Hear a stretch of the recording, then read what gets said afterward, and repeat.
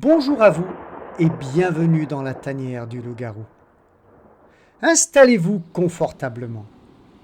L'histoire d'aujourd'hui nous emmène dans la ville de Toronto au Canada. Mon ami Blue Tensai m'a fait l'honneur de me donner la réplique dans cette histoire. Blue est un streamer Twitch qui fait divers jeux et aime parfois changer sa voix pour donner vie au dialogue, ce qui est très drôle. Vous trouverez le lien de sa chaîne Twitch en description. N'hésitez pas à aller le soutenir.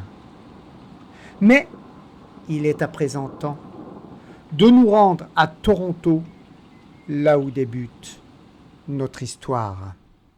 Adrien Beaumont est professeur à l'Université de Toronto au Canada. C'est un bel homme, dans les 40 ans, grand, 1,80 m environ, blond, les yeux bleus. Adrien Beaumont est ce que les femmes appellent un beau mec. Et il faut dire qu'il fait l'unanimité dans le cœur des étudiantes. Dans le domaine de la recherche, Adrien Beaumont est un professeur reconnu par ses pairs. Connaissant le corps humain sur le bout des doigts, il a fait quelques découvertes qui ont permis de sauver des vies. Adrien Beaumont est marié à une jolie femme, Alicia, grande, brune, aux cheveux longs, des yeux noirs magnifiques. Personne dans le quartier où le couple habite n'a vu Alicia Beaumont. Ils savent qu'Adrien est marié, mais ils n'ont jamais vu sa femme. Celle-ci reste à la maison et ne se montre pas. Adrien Beaumont a dans ses cours en général des jeunes adultes dans la vingtaine. Ses cours sont très appréciés des élèves car il explique bien et est toujours à l'écoute de ceux-ci. Ce vendredi-là, Adrien a fait un cours très intéressant sur les veines et les artères. Les élèves sont ravis. Alors qu'Adrien range ses affaires après son cours, une jeune femme s'approche. Il s'agit de Julie Martin, jeune femme brune de 20 ans, assez jolie. Le professeur la regarde s'avancer. Les derniers élèves ont quitté le cours. La porte s'est refermée. Julie et Adrien s'enlacent et s'embrassent. Ils ont prévu de passer le week-end ensemble. La femme du professeur étant partie voir ses parents. Ils auront le champ libre tout le week-end. Et le week-end passe. Nous sommes lundi.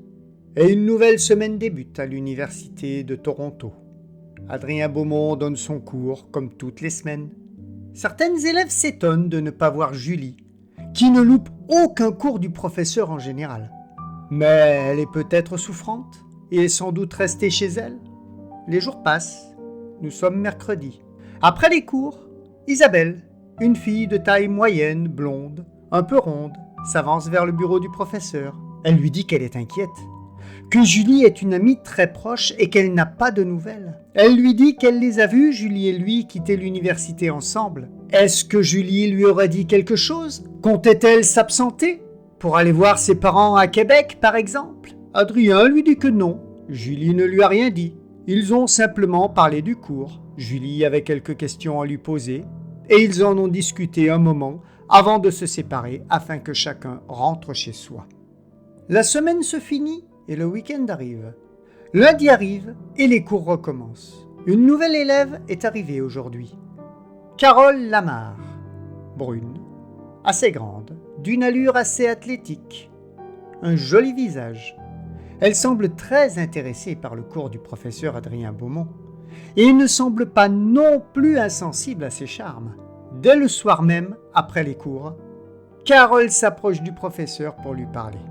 Carole et Adrien se parlent tous les soirs de la semaine et tous les soirs de la semaine suivante. Puis, arrivé le vendredi, Carole et Adrien sortent de l'université ensemble. Ils ont prévu de passer le week-end chez Adrien, sa femme rendant visite à sa vieille tante malade et ne rentrant que le lundi suivant. Arrivé chez le professeur, celui-ci leur sert un verre de martini. Carole demande s'il n'a pas de petits amuse-gueules pour aller avec. Et Adrien retourne donc à la cuisine et prépare un petit plateau apéro. Ils boivent, mangent des amuse-gueules et parlent doucement. Puis, Adrien a soudain le regard dans le vide. puis il plonge dans un profond sommeil. Quand il se réveille, il se trouve dans sa propre chambre, attaché sur une table d'opération. À côté de lui, sa femme. Elle se trouve sur un lit, genre lit d'hôpital.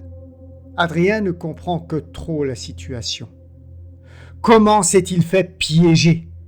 Vous êtes réveillé, professeur? C'est une sacrée chambre que vous avez là, dites-moi.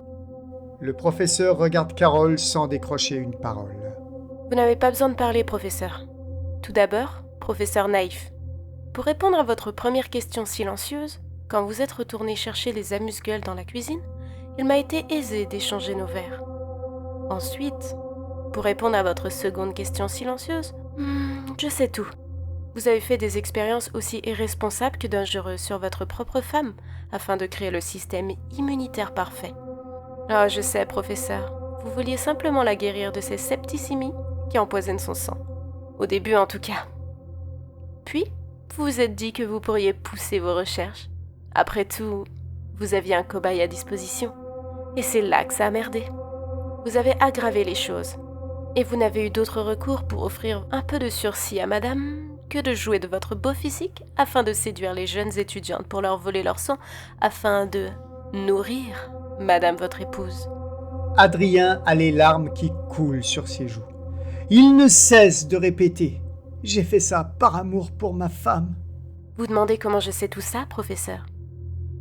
Eh bien, à l'université d'Ottawa, la jeune Claudie Mercier. Ça ne vous dit rien? Mais bien sûr que si. Vous gardez les dossiers de vos victimes précieusement, afin de garder une trace. Les chercheurs gardent toujours des traces. Et maintenant, que va-t-il se passer? Votre sœur? Demande timidement le professeur. Carole sourit sans répondre. Non, non, bredouille le professeur. Pas mon sang, non. Carole sourit. Elle sait que le sang du professeur n'est pas sain. Le professeur est accro à certains médicaments, comme des antidépresseurs assez puissants. Elle sourit quand elle pique le professeur avec la seringue qui va pomper son sang pour le transmettre à sa femme. Elle sourit en le regardant pleurer alors que le sang d'Alicia passe dans le corps du professeur et vice-versa. Elle se dirige vers le téléphone du professeur, puis appelle la police. Quand les policiers arrivent sur place, ils trouvent les corps sans vie du professeur Adrien Beaumont et de sa femme. En fouillant la maison, ils trouvent un tiroir avec des dossiers. Tous les noms figurant sur ces dossiers se trouvent être les noms de jeunes étudiantes disparues à Ottawa et Alberta. Ils trouvent un dossier au nom de Julie Martin, Université de Toronto, à côté du téléphone du professeur. Un policier trouve un dossier qui semble avoir été retiré du tiroir. Sur la couverture du dossier, on peut lire « Claudie Carole Mercier, Université d'Ottawa ». C'est ainsi que se termine notre histoire. Le professeur n'aurait jamais imaginé qu'une de ses victimes quitterait la tombe pour venir faire justice elle-même. Si cette histoire vous a plu, n'hésitez pas à me laisser un petit pouce en l'air, un petit commentaire, à vous abonner si ce n'est pas déjà fait. N'hésitez pas à aller soutenir mon ami Blue Tensai sur sa chaîne Twitch dont le lien se trouve dans la description. Quant à moi, il ne me reste plus qu'à vous dire au revoir et à très bientôt pour une autre histoire dans la tanière du loup-garou.